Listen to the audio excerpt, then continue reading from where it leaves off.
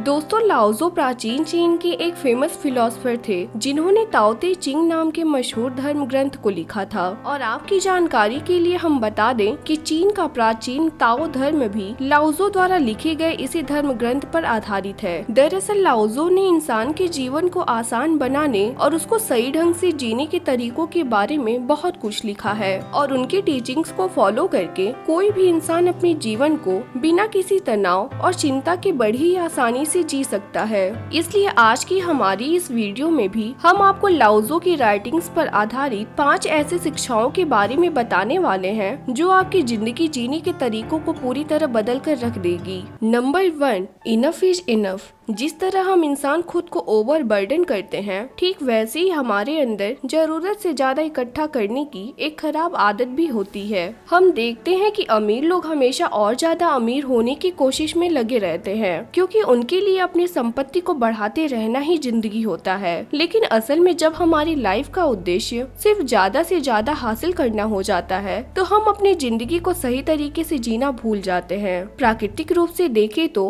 हम इंसानों की भी एक लिमिट होती है। जैसे हमें अपने शरीर को ताकत और एनर्जी देने के लिए हर रोज एक लिमिट में ही खाने पीने की जरूरत होती है और अगर हम अपनी जरूरत से ज्यादा खा या पी लेते हैं तो वो हमें फायदा पहुंचाने के बजाय उल्टा नुकसान पहुंचा देता है। इसको हम एक चूहे और तालाब के एग्जाम्पल से समझ सकते हैं। दरअसल जब कोई चूहा तालाब से पानी पीने के लिए जाता है तो वो सिर्फ उतना ही पानी पीता है जितने उसके शरीर को जरूरत होती है। हालांकि चूहे के सामने पूरा तालाब होता है लेकिन फिर भी वो अपनी लिमिट से ज्यादा पानी नहीं पी पाता क्योंकि उसको पता होता है कि लालच में आकर लिमिट क्रॉस करना उल्टा उसी को नुकसान पहुंचा सकता है। लेकिन इसके विपरीत हम इंसान हमेशा अपनी जरूरत से ज्यादा माल इकट्ठा करने की कोशिश करते हैं। इसका मुख्य कारण है कि हमारे अंदर ये डर होता है कि आज जो हमें मिल रहा है वो कल नहीं होगा, जबकि असल में ऐसा देखा जाए तो भविष्य अनिश्चित होता है। हमारी मौत किसी भी पल हो सकती है और हमारी सारी संपत्ति किसी दूसरे इंसानों के हाथों में जा सकती है। लाओजो का कहना है कि जो लोग ये जानते हैं कि उनके पास जितना है वही उनके लिए पर्याप्त है, असल में वही लोग सबसे धनवान होते हैं। और इसके बारे में हमें तभी पता चल सकता है जब हमें इस चीज का एहसास हो जाए कि बाहरी चीजों का आकर्षण सिर्फ मोह माया होता है।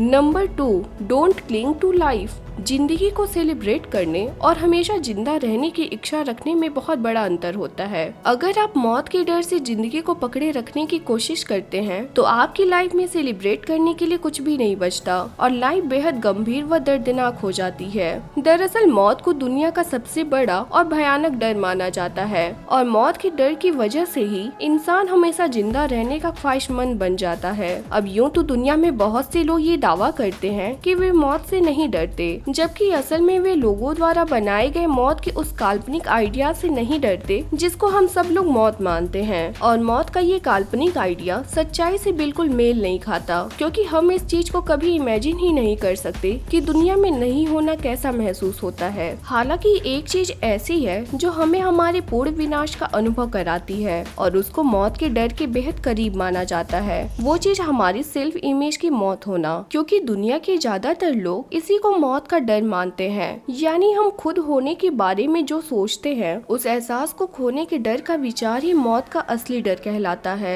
इसलिए हम लोग हमेशा जिंदा रहने के ख्वाहिशमंद बन जाते हैं। लेकिन यूनिवर्स का ये नियम है कि कोई भी चीज हमेशा नहीं रहती और सिर्फ बदलाव ही वो चीज है जो हमेशा स्थिर रहता है। इसलिए अपनी पकड़ को ढीली करके प्रकृति के प्रभाव के साथ बहना और इस अराजक यूनिवर्स में लाइफ का एक फ्लेक्सिबल ऑपरेटर होना ही हमें जिंदगी का असल शिष्य बनाता है। और यही वो रास्ता है जिस पर चल के हम न सिर्फ अपनी जिंदगी को मौत के डर के बिना जीते हैं बल्कि अपनी लाइफ को सही मायनों में सेलिब्रेट भी करते हैं। Number 3, stop controlling the world. क्या आपने कभी इस बात पर गौर किया है कि हमारी बहुत सी समस्याएं हमारे कुछ किए बिना ही अपने आप सॉल्व हो जाती हैं और हर एक मामले में हमारा दखल देना जरूरी नहीं होता है, बल्कि बहुत से मामलों में तो दखल देने पर समस्याएं और भी ज्यादा बढ़ जाती हैं। दरअसल ये प्रकृति का नियम है कि समय के साथ साथ हालातों में अपने आप बदलाव होते रहते हैं और आज जो चीज हमें समस्या नजर आ रही होती है वो कल हमारे लिए एक वरदान भी साबित हो सकती है।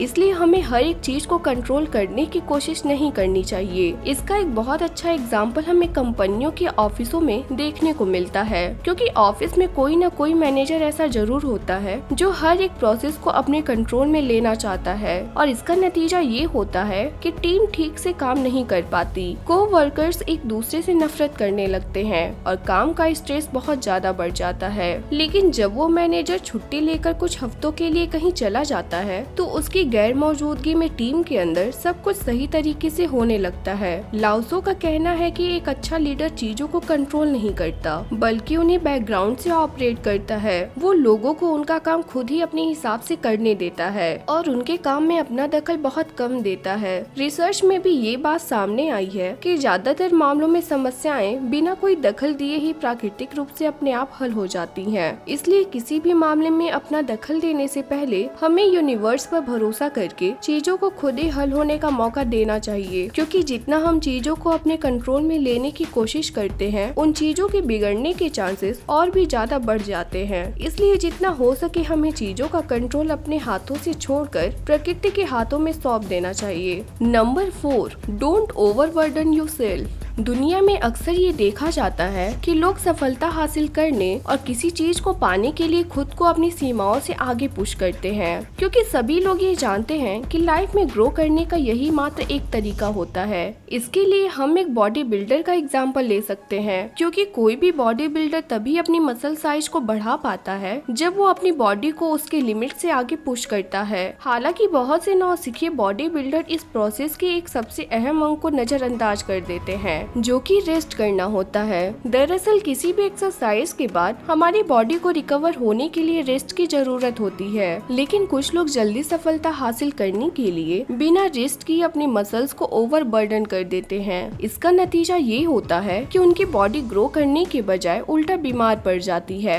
लाओत्ज़ो इस कंडीशन को पैरों की उंगलियों पर खड़े होने जैसा बताते हैं, क्योंकि जब हम अपने पैरों की उंगलियों पर खड़े होते हैं तो हम अपने बैलेंस को मजबूत नहीं रख पाते। उनका कहना है कि काम और आराम के बीच हमेशा एक बैलेंस होना चाहिए, ताकि एफर्ट करने के बाद हमारी बॉडी और माइंड दोनों को रिकवर होने का समय मिल सके। बिना रेस्ट के लगातार मेहनत करने पर हम भले ही कम समय में ज्यादा काम कर लें, लेकिन ऐसा करना हमें अंदर से कमजोर बना देता है। इसके बारे में लाओत्ज़ो कहते हैं कि अगर कप को उसके किनारों तक भर दिया जाए तो इसको इधर उधर ले जाना मुश्किल हो जाता है। ठीक वैसे ही जब हम काम करते हुए खुद को ओवरबर्डन कर देते हैं तो हमारा आगे बढ़ना और ग्रो करने की रफ्तार थम जाती है। इसलिए लाओत्ज़ो की सलाह मानते हुए हमें कोई भी काम अपने पंजों पर खड़े होकर करने की बजाय मजबूती से अपने दोनों पैरों पर खड़े होकर करना चाहिए, क्योंकि इस तरह से किए जाने वाले काम में सफलता जरूर मिलती है।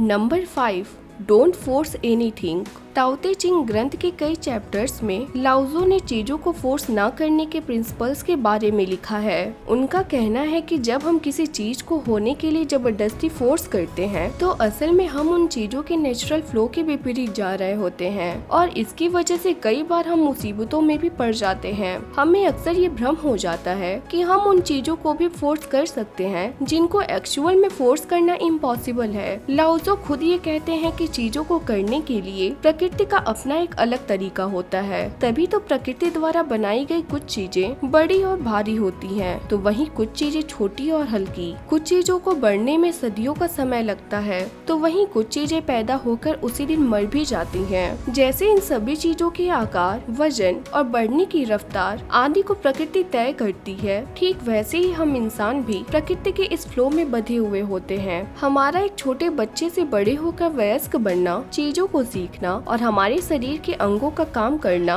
ये सभी चीजें प्रकृति के उन नियमों से चलती हैं जिन्हें हम कंट्रोल नहीं कर सकते हैं। और अगर हम खुद को प्रकृति के फ्लो के विपरीत फोर्स करते हैं तो हम खुद को उस पोजीशन में ले जाते हैं जहां पूरा ब्रह्मांड हमारे खिलाफ हो जाता है। इसको हम इस एग्जाम्पल से समझ सकते हैं कि जब हम धारा के विपरीत तैरने की कोशिश करते हैं तो हम कुछ देर तैर कर ही बुरी तरह थक जाते हैं, जबकि अगर हम धारा के साथ तैरने की कोशिश करें तो हम बिना थके काफी काफी दूर तक जा सकते हैं। इसी तरह अपनी लाइफ में भी जब हम प्रकृति के विपरीत जाने की बजाय उसके साथ साथ चलना शुरू कर देते हैं तो हमारे लिए चीजें अपने आप आसान होती चली जाती हैं। इसका मतलब ये है कि हमें प्रकृति के विपरीत कड़ी मेहनत करने की बजाय प्रकृति के फ्लो के साथ समझदारी से काम करना चाहिए, ताकि पूरे ब्रह्मांड की एनर्जी हमें आगे की तरफ बढ़ने में मदद करे। तो दोस्तों, हमारी आज की वीडियो में बस इतना ही। आपके बहुमूल्य समय के लिए बहुत बहुत धन्यवाद।